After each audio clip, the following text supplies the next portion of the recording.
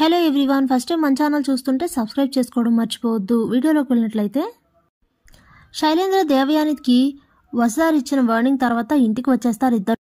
ఇక శైలేంద్ర అటు ఇటు తిరుగుతూ ఏం చేయాలి, వజ్దార్కి ఎలా బుద్ధి చెప్పాలి అని ఆలోచిస్తూ ఉంటే అప్పుడే దేవయాని వజ్దార్ అన్న మాటలన్నీ గుర్తు చేసుకొని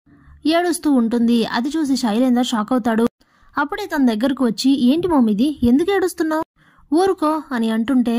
ఏంట్రా అది, అసలు నిన్ను అన్ని మాటలు అంటుందేంటి, అంత దారుణంగా అవమానించిందేంటి, ఎప్పుడు జగతి కూడా ఇంత ధైర్యంగా మాట్లాడలేదు, మన ముందు ఇంత సాహసం చెయ్యలేదు, కానీ ఇదేంట్రా మనల్ని చూస్తేనే ఒంటి కాలు మీద లేస్తుంది, పురుగుల్ని చూసినట్టు చూస్తుంది, వైరస్ అంటుంది, నువ్వు ముట్టుకున్న చైర్ని శానిటైజర్తో క్లీన్ చేయించాలంట,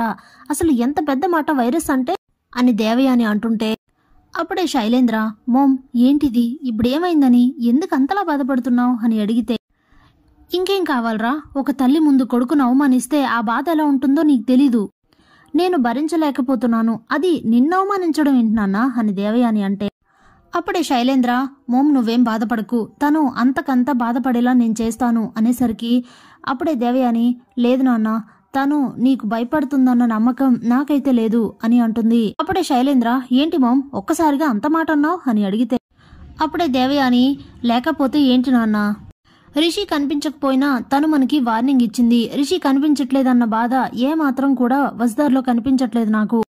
మన గురించి పూర్తిగా తెలిసి కూడా మనల్ని చూసి కొంచెమైనా తొనకలేదు బనకలేదు, అసలు తనకు ధైర్యం ఎక్కడి నుంచి వచ్చిందో నాకైతే అర్థం కావట్లేదు అని దేవయాని అంటే అప్పుడే శైలేంద్ర మోమ్ కూల్, నువ్వు కూల్గా చూస్తూ ఉండు, ఈరోజు మనల్ని మెడపట్టి గెంటించాలనుకుంది కదా, త్వరలో తననే మెడపట్టి కాలేజ్ నుంచి బయటికి గెంటిస్తాను అనేసరికి అప్పుడే అక్కడికి ధరణి వచ్చి ఏంటండి మీరంటుంది అనేసరికి దేవయాని శైలేంద్ర ఇద్దరు షాక్ అవుతారు. అప్పుడే ధరణి లోపలికి వచ్చి ఏంటండి మిమ్మల్ని మెడపట్టి బయటికి గంటేశారా, అయ్యో ఇదేంటి, మీరు ఫైల్స్ మీద సంతకాలు పెడతాను రిషి చాటు తెలుసుకుంటానని వెళ్ళారు కదా, ఇలా జరగడం ఏంటి, ఏంటత్తయ్య గారు మిమ్మల్ని కూడా గంటేశారా, అయ్యో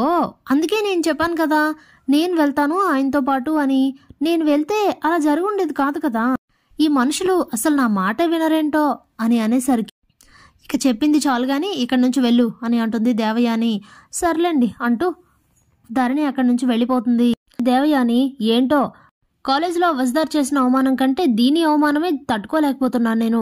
అయినా మన ముందు ఇన్ని అవమానాలు ఇన్ని దారుణాలు జరుగుతుంటే ఏమీ పట్టినట్టు అలా ఉన్నావేంట్రా, అసలు నువ్వేనా, నీకేం అనిపించట్లేదా అని దేవయాని అడిగితే మామ్ ఎందుకు అనిపించట్లేదు, చాలా అనిపిస్తున్నాయి, ఈ క్షణమే వాళ్ళందరినీ చంపేయాలన్నంత కోపం వస్తుంది, కానీ అణుచుకుంటున్నాను, ఎందుకంటే నాకు ఎండి సీట్ కావాలి, దానికోసమే ఈ సహనం మౌనం, అర్థమైందా, కొద్ది రోజులు ఓపిగ్గా ఉండు మోమ్ అని చెప్పి శైలేంద్ర అక్కడి నుంచి వెళ్ళిపోతాడు. Thanks for watching.